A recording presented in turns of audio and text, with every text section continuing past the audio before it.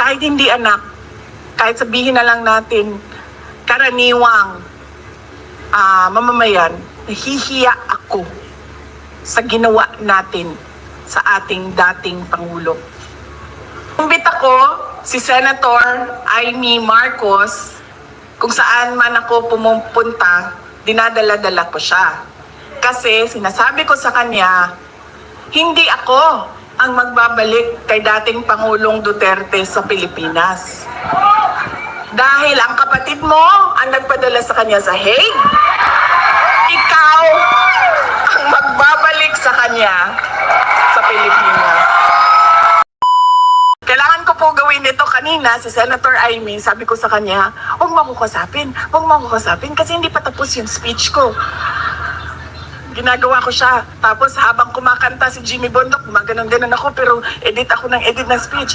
Habang kumakanta si Robin Padilla, sabi ko, Jaira, pasa mo sa akin yung ano.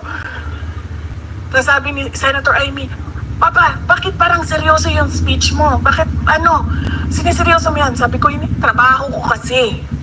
Trabaho ko ang magbigay ng mensahe para sa inyong lahat.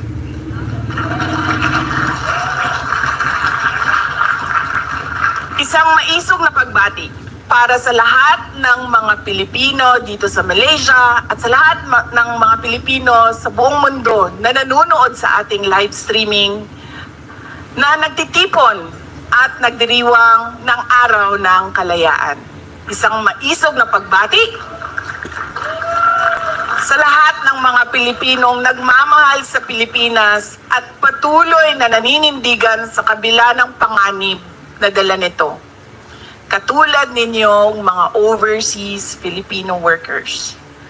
Matapang ninyong hinaharap ang mga panganib at hirap sa ibang bansa para lang mabigyan ninyo ng komportableng buhay ang inyong mga pamilya sa Pilipinas.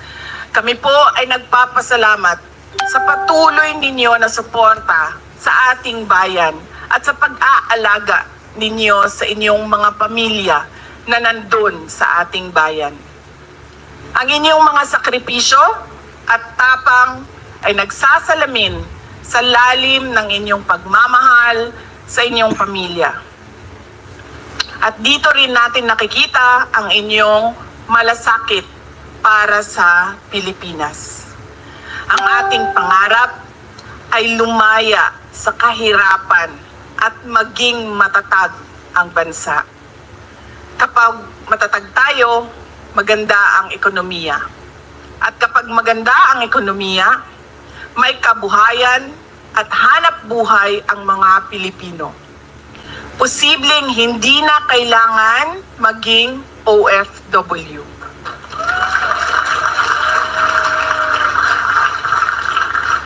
Aalis lang po tayo sa ating bansa, hindi dahil sa pangangailangan, kundi dahil sa kagustuhan.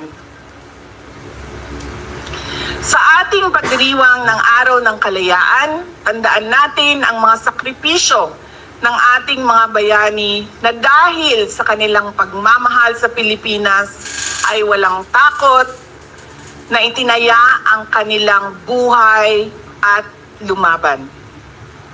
Paalala rin ang araw na ito na ang kalayaan ay makakamtan lamang natin kung tayo ay tunay na nagkakaisa. Dahil sa ating pagkakaisa ay nagkakaroon tayo ng lakas, ng determinasyon, ng tapang, ng kaisog. Gayunpaman, sa ating pagkakaisa ay nalalantad ang mga interes na salungat sa interes ng mga Pilipino.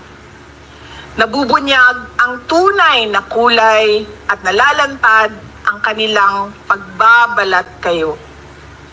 Gamit ang dahas at hiram na kapangyarihan ay papahirapan nila tayo. Ang dinaranas ngayon ni Pangulong Rodrigo Duterte ay konkretong halimbawa nito. Alam niyo po, meron na po akong mga nakilala sa iba't ibang bansa dahil sa trabaho ko, mga dayuhan. Dahil sa trabaho ko bilang isang Vice President at dating Education minister. At sa mga nakausap ko, lahat sila nagsabi, it is unthinkable for a government to surrender its citizen to a foreign power. Yan ang eksaktong sinabi sa akin ng isa sa mga nakausap ko. Tapos, lingo-lingo siya, siya. Pero sa Pilipinas, napakadali na ibigay ninyo ang inyong former head of state. Kaya ako man ay kahit hindi anak, kahit sabihin na lang natin karaniwang mamamayan, nahihiya ako sa ginawa natin sa ating dating Pangulo.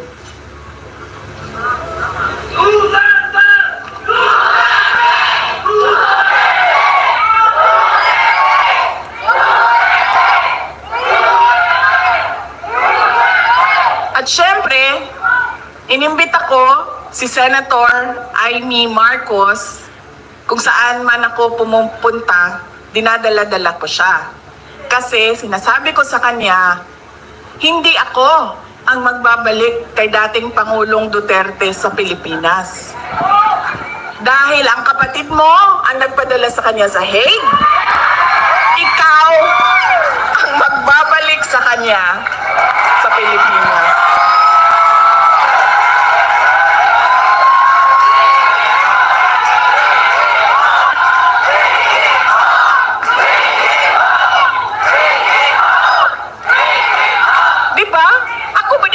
Sa iyahan dito, diliman.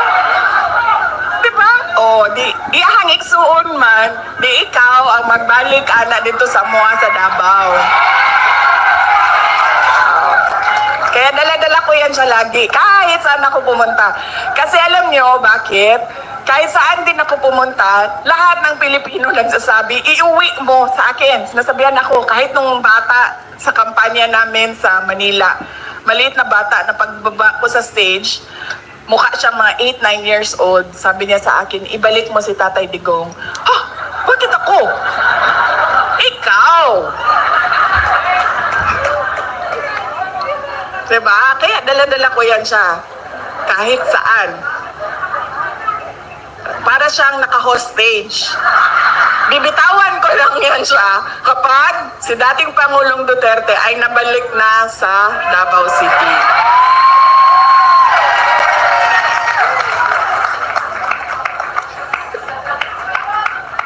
Tapos pagbabayarin ko pa yan ng fish head curry mamaya. Tulad kay Pangulong Duterte, dahil sa kanyang patuloy na pagmamahal at malasakit sa ating bayan, ay itinuring siyang kalaban ng mga taong lasing sa kapangyarihan. Patunay din ito ng ating karanasan na nagpapakita na ang pagmamalasakit at paglilingkod sa bayan ay banta sa interes ng iilan lamang. To them, we are a hindrance, an obstruction to the path of their personal ambition, an enemy they must eliminate to clear their way. Napanood niyo ba yung speech ni Senator Amy doon sa Senado? Yun po ang kabuuhan ng explanation ng sinasabi ko. Hindi ko po napanood, pero panoorin niyo. Marami ang nagsabi sa akin na naipaliwanag niya ng maayos kung ano ba yung nangyayari sa impeachment na ginagawa.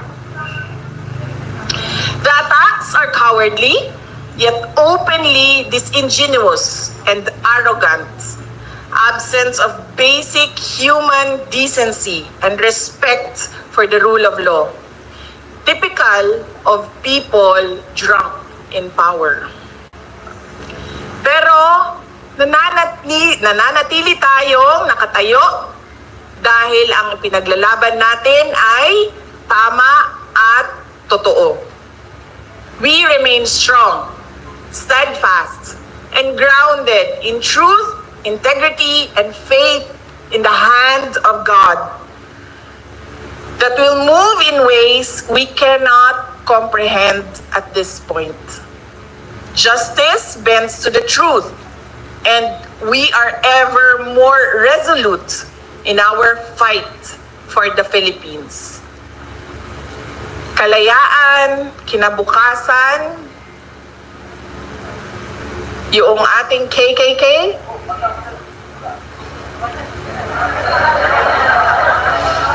kasaysayan, kalayaan, kinabukasan. At naniniwala akong maipapanalo natin ang laban na ito dahil laban natin itong lahat.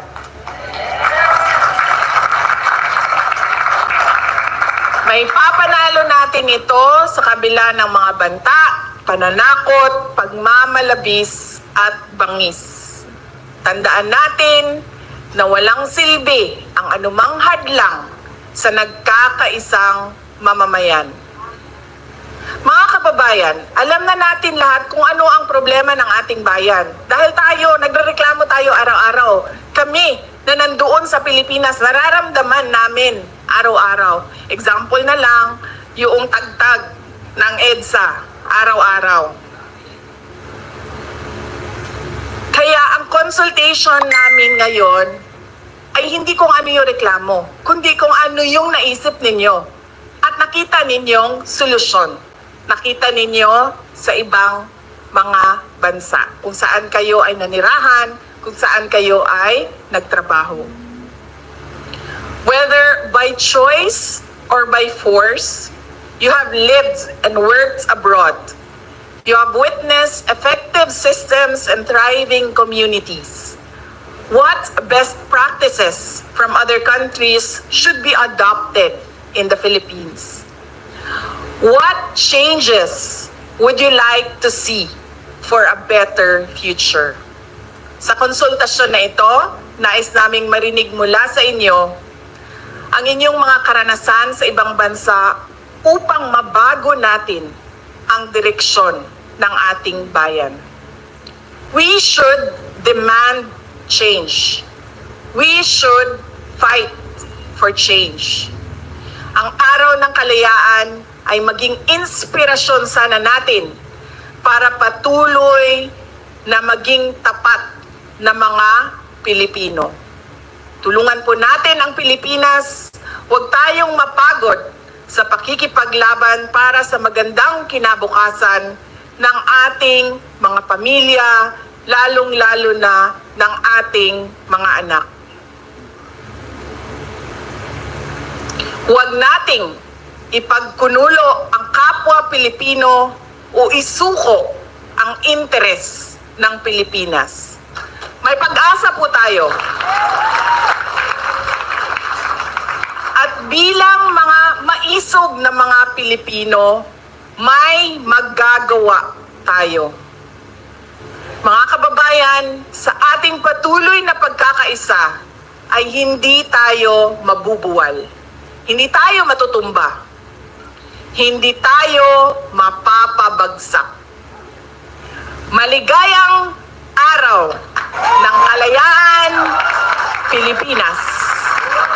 Ang lahat ng ginagawa natin ay para sa Diyos, sa bayan at sa bawat pamilyang Pilipino. Syukran.